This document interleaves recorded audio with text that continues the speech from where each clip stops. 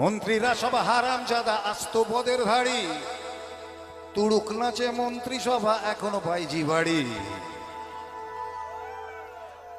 আজকে যিনি কয়লা মন্ত্রী, এ তো আমাদের দেখলেই বোঝা যায় আর কি, আমাদের দেশের শিক্ষামন্ত্রী হচ্ছেন একজন ভদ্রমহিলা। তিনি কোন মানে কি পাশ করেছেন সেটা এখনো বলে উঠতে পারছেন না আর কি। যাকে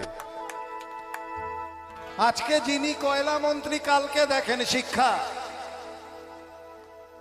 হ্যাঁ, কোনো পার্থক্য নেই। কয়লা মন্ত্রী হলে কয়লা ঝাড়বো, শিক্ষামন্ত্রী হলে বই খাতা ঝাড়বো, ঝাড়া নেই হচ্ছে কথা। আজকে যিনি কয়লা মন্ত্রী, কালকে দেখেন শিক্ষা। তাই কয়লা কালো শিক্ষা নিয়ে মানুষ করে ভিক্ষা। আর মানুষ চালাও মাথা মোটা। অনেক বাজে কথা বলা যেতে পারতো, এর থেকে খারাপ আর বলা যাচ্ছে না। এটা অনেক ভদ্র গালাগাল আর কি। চার অক্ষরে আনো অনেক কিছু আছে।